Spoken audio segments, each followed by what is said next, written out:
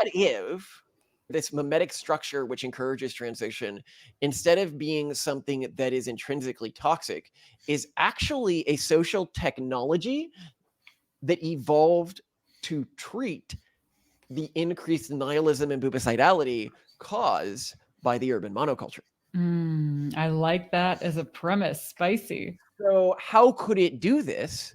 When you transition, you are basically abandoning an identity, your current identity, and then building a new one. You're literally killing it, actually. For example, dead naming people is dead naming them. That person is dead to them. What is most disturbing is that after a year on blockers, a significant increase was found in the first item, quote, I deliberately try to hurt or kill self, end quote. This is in the youth survey questionnaire. So it was increasing, puberty blockers increased, even by Travis Stock's own, as pro-trans as you can get, they just didn't want to publish this, increases bubicidality.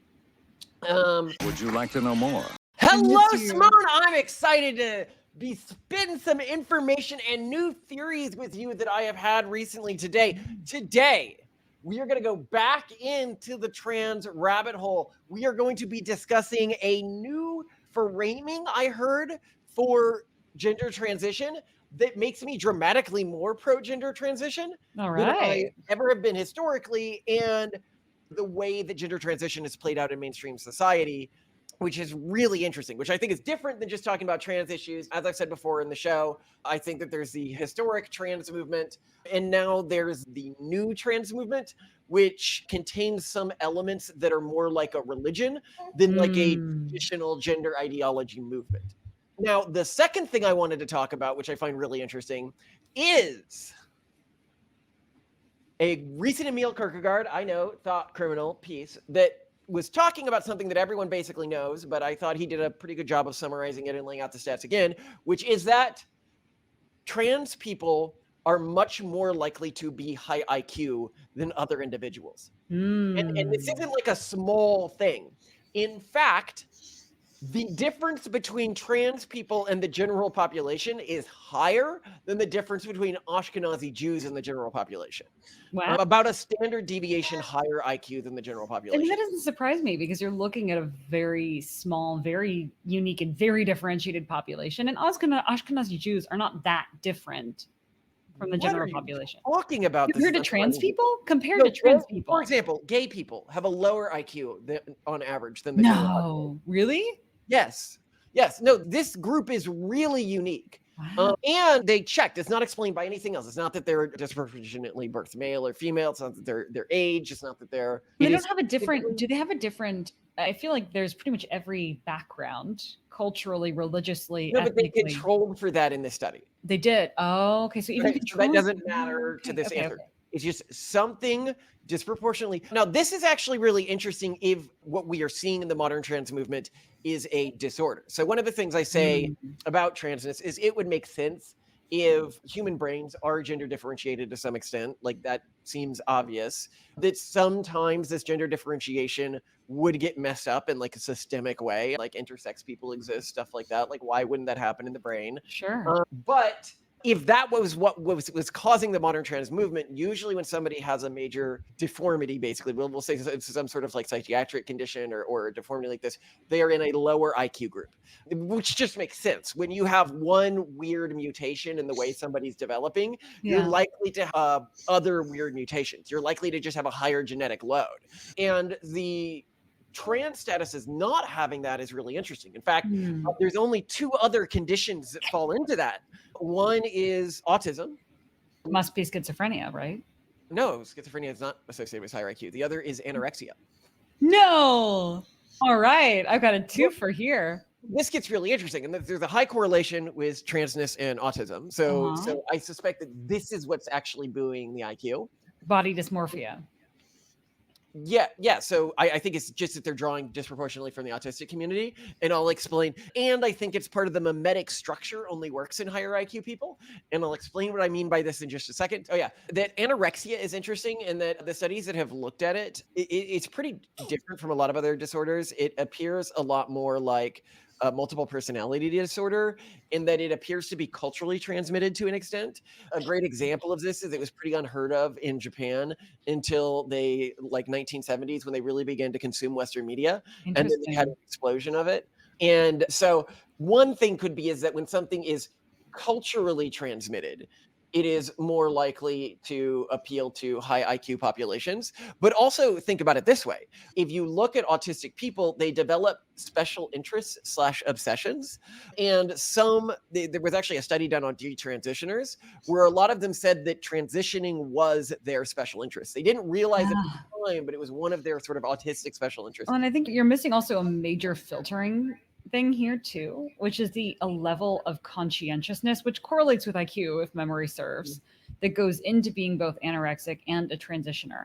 And some of these other weird things is that the amount of self-control you need to have to be successfully anorexic and to successfully transition is. But that's a good point. It's a differentiator that requires a higher self-control instead of lower self-control, which most psychological illnesses you're going to have. But I'm going to get to a spicy take here. So as you remember, when I was younger, I would do a lot of studying how brainwashing works and building. I'd look at different sequences of words and I would mass A/B test them in online environments to find the perfect way to get women to sleep with me. Like for dating. A strong interest to me. I was very interested in how cults brainwash people, how they get them to transform their identity, and how I could utilize those techniques. And I will admit, I was not a great person at the time to get my immediate needs met. I just then reached a point where I saturated those needs and then was able to think clearly and realized that I never should have wanted those needs in the first place,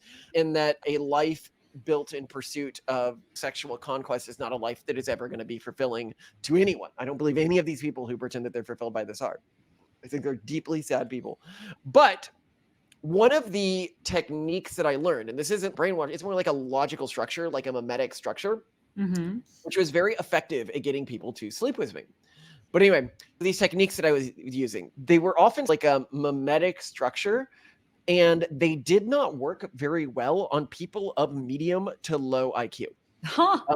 I really struggled with it. And people can be like, that's surprising. You think that they would be like the gullible, dumb people who would the gullible dumb people. Yes. But that's not true. Logical structures, if what you're doing is like implanting a memetic machine. Logical structures only work on logical people, and fewer people are logical than one might like to conclude.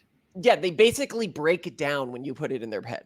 So I'll give you an example of one of these structures so people can understand broadly how like a memetic machine works. So this is a very simple one that I use to get someone to sleep with me, but somebody can understand you might have a more complex self-replicating structure, which is, I think, what part of the modern trans movement is. But just for the sleep with me structure. It, starts with a question like, you don't find me unattractive, right? And very few people are gonna, if you're broadly attractive. I do find you very think you're attractive. Yes. And I'm like, and you think like happiness and positive emotional subsets are like an intrinsically good thing. Like you want more pleasure and happiness in the world. And they're like, yeah. And I'm like, and because you find me good looking, it would make you feel good to hook up with me, and it would make me feel good to hook up with you. Therefore, what is your argument against hooking up with me? And what I am setting up there is a pillar system. So people might not see what I'm doing. I actually want them to give me an answer there, right? Because then they have established their logical pillars as to why they're not open to me hooking up with them. And then you just get to attack their remaining pillars. And then you knock over the pillars and you've got the sale. But people can see that's a very simple logical set. Actually, this might be why when I began building like deeper philosophy outside of just I want to win these status games I was born into in the society around me, I had such a disrespect of systems based around pleasure, because I saw how I had been able to use those systems to so manipulate people, memetically hack people. Yeah. Now, so there's two things you probably notice about this logical structure argument, right? Two, it's going to be less effective on less intelligent people, and two, it's actually going to be much more effective on more autistic leaning people. I wouldn't work on me because I don't really care about pleasure or happiness. But no, you never did, but a lot of people do. They have, I'd say the vast majority of people we've talked about in our levels of thinking video are these general utilitarians, and they do. And it's very hard for general utilitarian to argue against that argument once they've set themselves in that position. Yeah. And I think that's what you can think of this larger trans memetic structure as. It's a self-replicating memetic structure that needs a fairly high competence substrate to grow within. Yeah. And when a substrate is lower competence, it begins to break down because it's fairly heavy, I would say. Like, it's a fairly sophisticated, internally reinforcing memetic subset. So this is one thing. But now I want to talk about the boobicide, because we can't talk about it in any other terms, given YouTube's restrictions and everything like that. But as people know, let's be clear that we're not talking about mastectomies here. No, I'm talking about the other word that starts with an S that we cannot talk about. Yes. Transness relates to boobicide in a couple really weird ways. And I began to think about these. You see this huge portion of increased boobicidality in leading up to transition for a lot of people. And some studies have argued against this. I think it's probably true. But you also see an increased risk of boobicide in the general population now that has never existed before. And so I'm going to post some stats on screen here. And it was like, okay, so you've got trans individuals in this sample. Boobicidal ideation, you're looking at 92% had it. Ooh. And 45% had an attempt in this sample. Not trans, you had 70% had it and 22% had an attempt. Non-binary, 89% had it and 35% had an attempt. You're just seeing like incredibly high rates. I wonder what these numbers look like for anorexics. Is that being a sort of control population? This specific study was from the Stonewall School Support 2017. A lot of critics have attacked it, but let's just pretend that these numbers are true, because we do know that there is an explosion in boobicidality among young people right now. Yeah. What if transition, instead of being, or this memetic structure which encourages transition, instead of being something that is intrinsically toxic, is actually a social technology that evolved to treat the increased nihilism and boobicidality caused by the urban monoculture? I like that as a premise. Spicy. So how could it do this?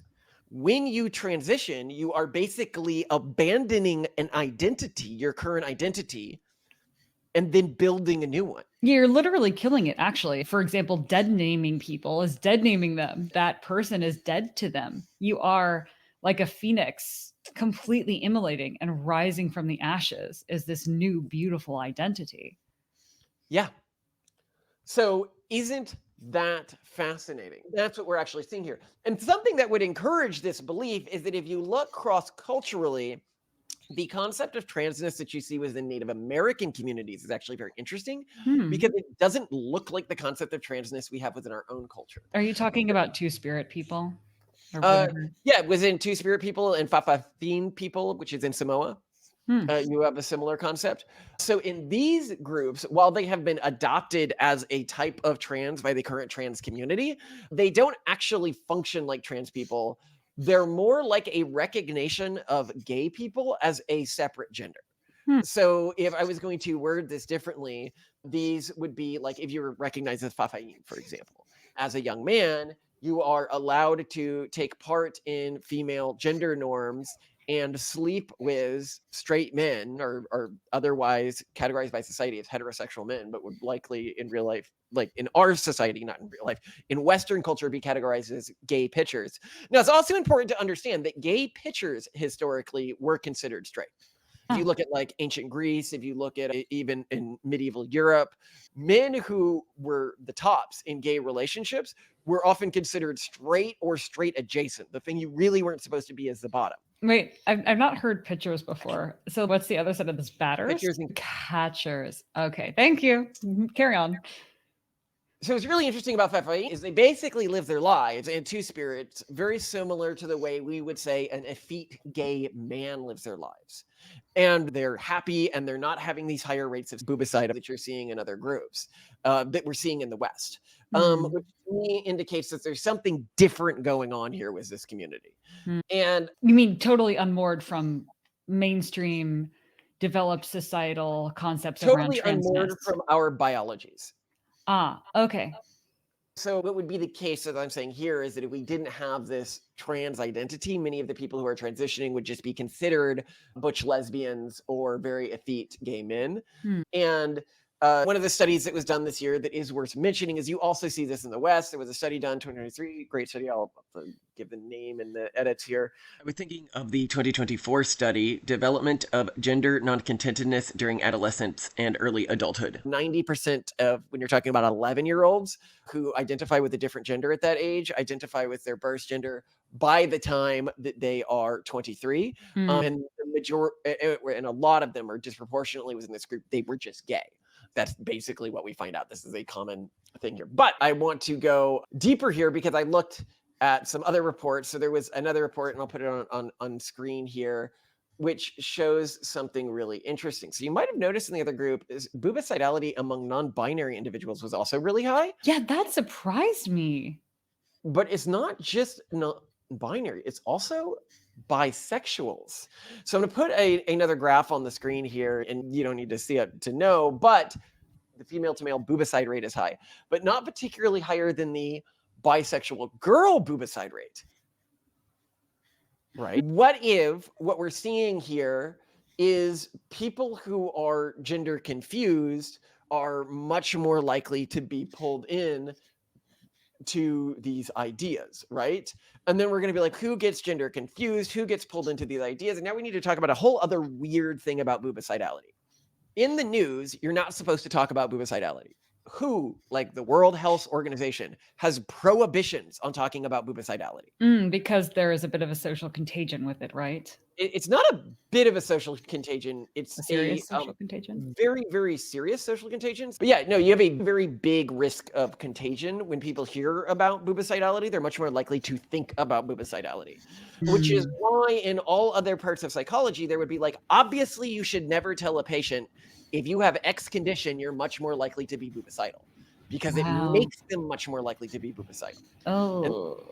And we can say, oh, come on, that can't have anything to do with what's going on here, except there are two groups that are uniquely susceptible to suggestibility when it comes to bubicidality. They are teenagers and autists, which are also groups that are hugely overrepresented within the trans movement. To get an idea, 72% of autistic adults scored above the psychiatric cutoff for bubicide risk, compared to 33% of the general population. So you basically have this both cause that you can implant in somebody's rage, which is bubicidal ideation, and then a solution as one memetic package, which is very good at spreading in our society, but that historically you would never tell people. This reminds me of this South Park episode where Cartman, Rob Reiner is trying to sacrifice Cartman to prove to everyone how serious his movement is. And I feel like with many of the young people, if you're a trained psychologist, you need to know that you are, through bringing these kids into a session, being like, oh, if you don't do this, you're going to commit bubicides, that you're going to dramatically increase the number of young people in this cohort bubiciding. And yet they don't seem to care. Even when there is a lot of data showing that it may not even be higher within this cohort. And so we're going to get to that in a second, but it almost certainly is higher now. Just everything we understand about how bubicide works would say, if these people are going to an authority figure, and this authority figure is telling you, this is the one solution to not bubicide, then it's going to become the one solution to not bubicide, especially if you're autistic. Wow. Yeah. What the hell do you think you're doing? This is the girls' bathroom. All right, I need to tell you something. I'm transgender. What? Did you notice the bow? It's okay, Red. I can take a shit here. I'm a dumb chick, too. You are not transgender, Eric. You don't even know what that means. Yeah, huh? It means I live a life of torture and confusion because society sees me as a boy, but I'm really a girl. Trust me, you don't want this hot potato. But this isn't a hurting, confused child we're talking about. This is Eric Cartman. Nobody else is gonna know that. You better just give him what he wants. All you gotta do is just read the words on the teleprompter here. Okay. Let's see how the Transphobes deal with this. You know, some people say there's no proof that not transitioning children kills. I guess I'm the proof. By the time you see this commercial, I'll be dead. Dead? That was fantastic. What does that mean, I'll be dead? That was very good, Eric. Here, eat this cupcake. It has sprinkles. Do you know what a hero is? A hero is somebody who sacrifices himself for the good of others. You can be a hero, Eric. Jesus Christ! So we could see it as a quote unquote a solution to the increased nihilism of our society, right? Yeah, or you Or could. like- You're insinuating too, though, that they're creating the problem and then presenting a solution. But that's the problem as Yeah. well, is that it's not really a solution because they're also creating the problem. Right. And they might be making the problem worse. So if you look at some of these other studies that I've been giving you, they'll have like small cohorts, like 13 people or something. That's actually in the boobicide group. This is I call it the PACE study. But there's some longer. And another thing that the trans community does, a lot of trans individuals might not know that they do this, is when they talk about transitioning, lowering the risk of boobicidality, they're often using different studies. So to establish the risk, they'll use a study that was specifically pulling from like a concerned population, and so the risk will be really high. That's why it was really high in the straight population, was in that study as well. And then when establishing the lowered rates, they'll then pull from a separate study that was pulling individuals in a totally different way. When you look at longitudinal studies, you end up with studies like this one called the long-term follow-up of transsexual persons undergoing sex reassignment study, cohort study in Sweden. So to quote here, the overall mortality for sex reassigned persons was higher during follow-up than for controls of the same birth sex, particularly death from boobicide. Sex reassignment persons also had an increased risk in boobicide attempts and psychiatric inpatient care. So it showed that they had a 19x higher rate than the control group. So it made them, when you're looking longitudinally, it basically makes everything astronomically worse. Okay, so let's look at a different study here. The National Center for Transgender Equality, Preventing Transgender Boobicide is the name of this study. So in this study, it was looking at the Tavistock Board of Directors and unpublished reports. So people know the whole Tavistock thing. They were this very pro-trans organization. And so there was a reason they didn't publish this report, but they had it when people were going through their files after they were shut down for abuse. And it says, quote, only one change was positive. According to their parents, the young people experienced, this is for people who underwent puberty blockers. Only one change was positive. According to their parents, the young people experienced less internalizing behavioral problems as measured by the child behavioral checklist. So that was a less internalizing behavioral problems. There were 3 negative changes. Neonatal girls showed a significant increase in behavioral and emotional problems, according to their parents, also from the child behavioral checklist. That's the testosterone for you. Of course, right? So I don't even really take that. Yeah, that doesn't count. One dimension of health related to quality of life scale completed by parents showed a significant decrease. And keep in mind, these are affirming parents generally if their kids are at Tavistock. For sure. A decrease in physical well-being of their child. What is most disturbing is that after a year on blockers, a significant increase was found in the first item, quote, I deliberately try to hurt or kill self. End quote. This is in the youth survey questionnaire. So it was increasing, puberty blockers increased even by Tavistock's own, as pro-trans as you can get, they just didn't want to publish this, increases boobicidality. Do you think that's because in these cases, people were transitioning and then discovering that it didn't miraculously cure their depression, anxiety, or body dysmorphia?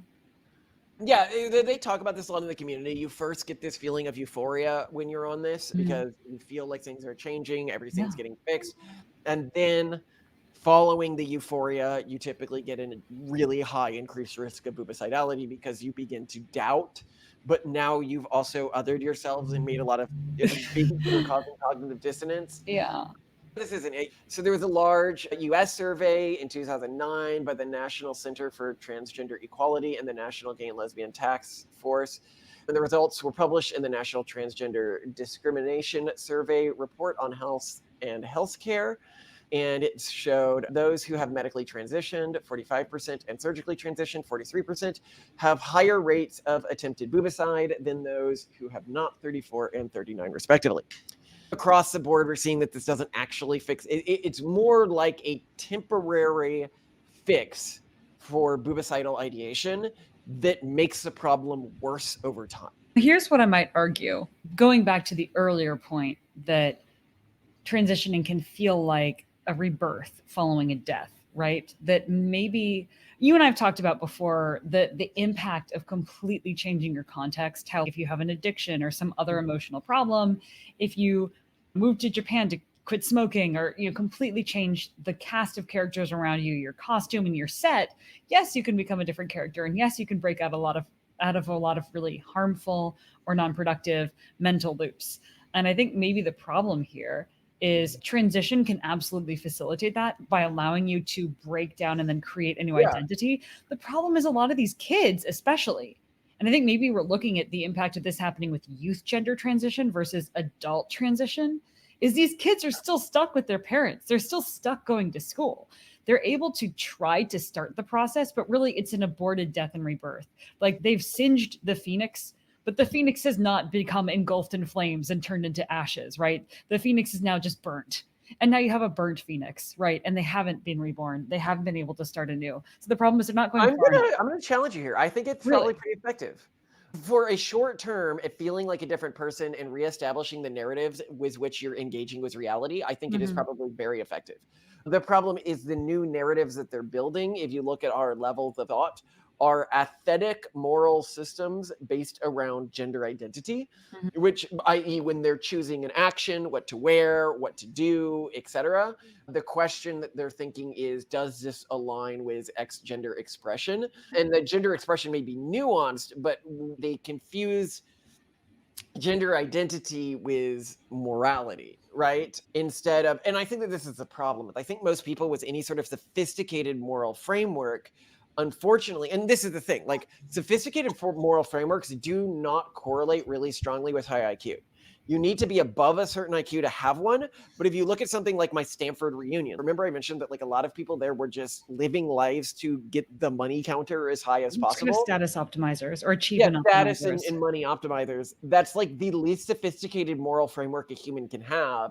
And yet these people are like objectively some of the smartest humans of our generation. And I know this is someone who interacts with a lot of people. Like, these are smart people, some of them smarter than myself. But that doesn't mean that they are philosophically sophisticated, that they have engaged with the why do I exist. It's just, okay, I'm going to optimize money. So I'm not saying that so being extra smart does not protect you, but it can make you susceptible if you are not intently engaging with your own philosophy on these sort of self-replicating moral frameworks. Right. The problem that you're going to deal with is most sophisticated moral frameworks would see gender identity as just not particularly important, because most sophisticated moral frameworks do not find human emotion, like optimizing for self-comfort or positive emotional states in oneself, as a thing of moral value. Or as aesthetic presentation is something of great moral value. Yeah. It doesn't matter that much, right? Yeah, they're just like, why does it matter? If I can do this to become slightly more efficient, then I'll do it. It's probably not going to make me more efficient. And this also, when you look at the trans-maxing community, you can see it within it. Like these are incels who are like, look, I just can't make it in life as a guy, so I'll be a woman because life is easier for women. They're like, being a woman is like living life in tutorial mode. Okay, your ceiling is lower, but I was never going to get near the ceiling either. And these individuals, for them, what is it but the incel alternative to boobicide, right? Okay, game over. I'm starting again within this lifetime. The other really interesting thing to consider here is that trans men, so women who transition, they often look about 10 to 20 years younger when they transition. So it's also like they're being reborn at a younger age. Oh, yeah. Okay, yes. They look more like an adolescent male rather than a man. Yeah. Yeah. Which is really interesting within all of this. Yeah, new start and a younger start. That's very interesting. Another really interesting thing, so I've been listening to a lot of detransition videos recently. Another really interesting phenomenon in detransition is they talk about how when they detransition, it was like the transition just encapsulated, almost the way like a foreign body in your body can get encapsulated by a little piece of skin, like a piece of glass or something like that. Like inside your, not skin, but like tissue that's meant to protect your body from it. Kind of like how clams make pearls. Yeah. They encapsulated all of this negative stuff about their previous identity that then explodes when they detransition again and they need to deal with it. Like Oh, nothing was ever really wow. dealt with. It was Yeah. just encapsulated and set aside, and it's waiting there for Like a them. cyst in their body that's gonna burst. Yeah. Oof. Which is sad. And so people can say, why do we look at all this? I think at least Simone would have definitely transitioned. So I've got to look at my daughter's likely transitioning, and I need to think of how do I build a system where, and I'm not saying I'm against them transitioning. I just want Why to do you make think sure. our daughters and not our sons would transition or feel gender dysmorphia in some way? I think that women and men transitioning now, if you look at the deleterious type of transitioning, they're doing it for different reasons, and it plays to different things. And yeah, I guess the fact that I was an anorexic, autistic adolescent probably doesn't fit well in terms of genetic tendencies. Plus, I think our with sons are women, so hyper masculine already that it would be weird. well, I don't think that really a lot of people who transition actually do really fit their gender subtype before they do. I think a lot of people, so there's two groups that I think are deleterious transitioning groups. One is the women who feel love bombed and social pressured and everything like that. Okay. And that's the group I think our daughters might fall into because it's very good against very intelligent autistic women. Or it's very good at, not against, but like at convincing them when they're not actually trans individuals. Keep in mind, I said I do believe that actual trans individuals exist. Right. But with men, I think that there's another group that's really exploded within the trans movement. And these are what historically, like when I was really involved with the GSA and stuff like this, we saw some of these individuals and we just shamed them to no heaven because everybody knew what was up. They were cis guys who were pretending to be trans to harass lesbian women. And everybody knew what they were up to. Like they didn't try to transition really. They just used the identity to get into lesbian spaces or to get into other, and people can be like, come on, nobody's doing this really. And I'm like, okay, or nobody with power is doing this really. Look up like Alok Vaid-Memon, right? I recently saw, so if I keep thinking this person must be like a minority player in the gender identity movement. Is this someone's name? Yes, Alok Vaid-Memon. So recently, a friend randomly, like a Facebook friend, shared a video of his and was like, "Wow, I think he's one of the like deepest," or she, or I don't know. I think he's non-binary, they gender neutral. They are one of the most. And I do care about correctly gendering people, by the way. People should see this in this. I do care about it because they've gone through a lot at their culture. I don't want to hurt then you them. can say Alok is. I don't want them to force people who aren't in that group to, if a Christian doesn't want to do it, whatever, don't do it. And I want the Christian to have the right to not do it. But I'm going to do it because I just don't want to hurt people's feelings. That's my culture. If I don't have a strong reason to hurt someone's feelings, I shouldn't be hurting their feelings. But anyway, this individual on my Facebook wall was being shared as like a good thinker in the space. And I thought that maybe they had been like popular at one point, but weren't still popular. So the thing that they're famous for saying is, quote, "These days, the narrative is that freaky transgender people will come into your bathrooms and abuse innocent little girls. There are no fairy tales and no princesses here. Little girls are also queer, trans, kinky, deviant, kind, mean, beautiful, ugly, tremendous, and peculiar. Your kids aren't as straight and narrow as you think." This is, I think, obviously to me, this reminds me of like, oh, I should have never shoved all those poor animals up my ass. God damn it, don't you people get it? I'm trying to get fired here. Oh, that's courageous. Look, this kind of behavior should not be acceptable. Yeah, Jesus Christ. But the museum tells us to be tolerant, but not stupid. Look, just because you have to tolerate something doesn't mean you have to approve of it. Tolerate means you're just putting up with it. You tolerate a crying child sitting next to you on the airplane, or you tolerate a bad cold. It can still piss you off. Jesus, tap dancing. He's right. Our boys didn't hate homosexuals. They just hated the way this asshole was acting. and this is the problem. You let enough assholes like this guy have the public stage for long enough, and people begin to start hating gay people more broadly because they begin to believe all gay people are like this. And this is uniquely a problem, is that real, normal, queer people or gay people don't have this intense desire to parade themselves around in public doing these perverted things. That's just a sex pass. And so if you're an average person just trying to live your life, you're actually going to encounter, whether it's on TV or in Netflix specials, this sex pest category much more frequently, even if they're the minority of the community, which is why it's so important that the rest of the queer community absolutely demonize and villainize individuals like this and keep them from getting public stages. Very interestingly, I after recording this episode, I found out that Alok Vaid-Menon in 2024 had a Netflix comedy special. He is still being put in front of the public eye when he should be hard canceled, but there is just nothing you can do to get canceled on the left. That seems to be, unless it's being slightly right-wing in some way. This is a menace to the entire real LGBT community. Like, a real trans person who just wants to live their life does not want activists out there who aren't even trying to pass and sexualizing underage girls in their speeches. That is a menace to a real trans person who just wants to live their life because they're just born in the other body and they just want to transition and live that life. Yeah, you know? It's like how we feel about people who say that they're pronatalists and then they talk about the great replacement theory, and we're like, no, not my movement. I hate those people more than people who aren't pronatalists hate those people, because they cause problems for our movement. Gay people, gay men, 45% of whom are voted for Trump in the last election cycle by one poll at least. I haven't found a strong argument against this. Obviously, they're not represented by this, and they get victimized and called out because they're part of the larger community that's allowing this.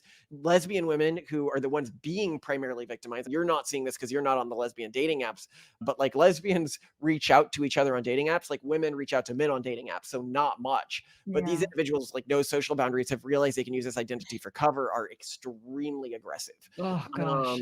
In these communities. And keep in mind, they're larger, they're more muscular. One, I actually heard a lesbian woman, and she would tell the story in two ways. She's like, a man photoshopped himself to look like a woman so that he could get me alone on a date. And she said when people heard that, they freaked out. And then I said a trans woman photoshopped herself to look casting so that she could get me alone. And everyone was like, how could you even suggest that this is a problem? And the fact that this social reality exists has allowed this group of, keep in mind, when you were in high school, like the creepiest, most sexually aggressive guy who you ever saw, like, who had no friends and otherwise everyone hated. Now he can use this identity as a cover. Of course, those guys are going to do that. Like, when a lot of people are like, oh, a guy like that wouldn't pretend to be a trans woman just to further victimize. And then you think for a second, oh yeah, that guy didn't care what anyone thought of him. He was just a sex pest. And these sex pests who have taken over the trans identity, like, nobody suffers more from this than gay men, lesbian women, and real trans people. And I have a lot of sympathy for those individuals who are now being victimized because these individuals have realized sort of a social hack they could use to take over their movement. It's scary. And that's why I'm not afraid of our sons, because I don't think that many men who transition do it because of some sort of social contagion. I think it's because they realize that there's a social hack that they can use to their advantage. The bad kind. Now, I do think a number are transitioning for real, like they're actually just born with the wrong brain. But with women, I think a lot of them are otherwise well-intentioned and got caught up in a social contagion. But anyway, now this might be way too spicy, and we still haven't done the video with the A-gap or whatever guy. We'll eventually post that. We should. No, yeah, I like him. It's a kind of boring interview. So it's one of the interviews I'm on the fence about. Because he's too reasonable and people want crazy. I just didn't think he had a lot of new ideas, to be honest. I think his core thing was shock. Shock within the communities that he's engaged with, but the ideas I don't think are shocking to our audience. So I guess we'll see. A lot of them have, heard these ideas before. But anyway, I absolutely love you. And by the way, I should note for people who, again, might be like, oh, this Alok guy, you might have seen him randomly among your friend group, but he's not popular. No, by Queer Magazine, he was rated one of the top 100 queer people of the year 1 year. Like, he is absolutely a major influencer in the movement. And I think that the way the movement used to be, it just needs to learn to have a little bit of criticality around sex pest men using this identity to exploit women. Obviously, sex pests would do that. Like, why would anyone think differently? They are always overly aggressive and cross boundaries and don't have any social sense and don't care what other people think of them. If you give them a memetic hack, of course it's going to spread within that community. And I do not think that they make up the majority of the trans community at all today. But I will say that if you are a lesbian woman, that's the majority of interaction you're having with the trans community, because they're aggressive. They are out there interacting with people. They are not trying to just live their lives. And so there needs to be a bit of, I think, an inquisition within the LGBT community. If the community wants, I actually think that's like the number one thing that the LGBT community can do is find the ill actors within their community, because I don't think it's good if you allow outside groups to do that, which right now is what's being forced, is they're pushing it. But I've seen increasingly like very reasonable trans people. There's this channel I've been watching recently, I might post it on the screen here, that is basically dedicated to doing this. As a trans guy who's dedicated to doing this. And I really appreciate his efforts. To calling out people who seem to be in the movement for exploitative reasons. Yeah. Nice. So there is a backlash forming. People are pushing back. I would say that a lot of lesbians, maybe unfairly branded as TERFs, have been fighting back for a while. I don't know if this is necessarily new. Oh, they have. They've been getting beaten up in bars. And then it's so sad because I've heard these things on like the lesbian subreddit where one woman was like, this is when I realized that the community had turned against me, is when a couple trans women overheard another lesbian woman say that she didn't want to, like she wasn't even talking to them, that she didn't want to date trans women, and they beat her up. And that this was being cheered as like a positive thing in the lesbian subreddit. And then she realized, oh, everyone in this Reddit thread basically still is a sexually aggressive cis man pretending to be a lesbian. Because who else, even a real trans person wouldn't be cheering that, right? The only people who would be cheering that are sexually aggressive cis men pretending to be lesbians. Or people who are just performatively woke in a way where no matter what, if someone meets a certain classification, you have to be on their side. You cannot say anything in criticism of them. Yeah, and for this reason, I think that the woke movement's greatest victim has been the real LGBT community. Yeah, no kidding. Like you said, they have been used the same way that hospitals have been used by Hamas. You just put them up like a shield, and then use them to grow. It's terrifying. Oh, wait, but by the way, the Alok thing, but just so people know how big he is, he walked for several fashion brands at New York Fashion Week, including the opening ceremony and Studio 189 and Chromat. And Harry's and Polaroid Eyewear. Polaroid Eyewear.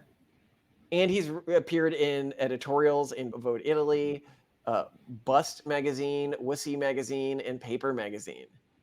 So I'm not talking about a fringe. Anyway, love you to death, Simone. And I really am excited to see the LGBT community beginning to clean itself up. And recently, I was asked by someone, and I think right now, given what the urban monoculture is doing by promoting these sexually aggressive cis men as transgender people and then protecting them, gay rights now is fundamentally a right-wing issue. Because they're the only group that has a real sustainable plan for gay rights. And they're the only group with a sizable mass that has a real sustainable plan for gay rights. And I have to point out, Trump was the first president ever elected in the United States who, when he was elected, supported gay marriage. Obama upon did. His election. Yeah. Obama didn't get elected with that stance, right? Yeah, I don't think he ever like really truly held it. I think that he's actually much more conservative on gay stuff than people think. And I think Trump is much more progressive on gay stuff than people think. Because he was a New York liberal for like how many decades? Of course he didn't care.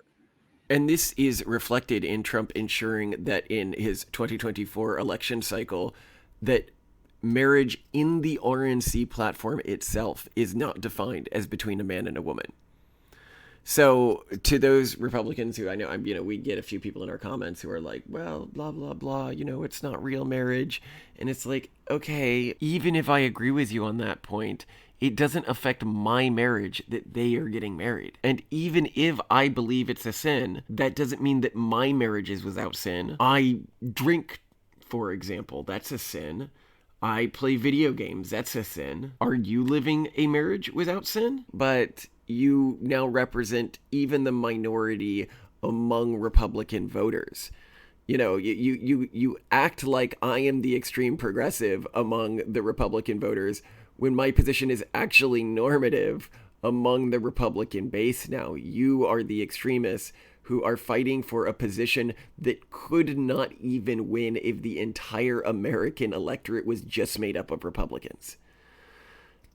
All you are doing by getting this type of language into bills and putting it out there for the public to hear is to convince the LGBT community of what the left wants them to believe, but what is not true, which is that Republicans are out to get them. literally you do more to hurt the party's chance of election and the chance of getting our legislation passed than your average Democrat does. Anyway, love you to death, Simone, and you are an amazing woman. You're perfect. I love you so much. And there. Oh, I've been looking forward to this all day. Oh my. And keep. Okay, I got it. got it? Yeah. Good. I got my pear. Got your Octavian, are you going to get the corn? I got my corn.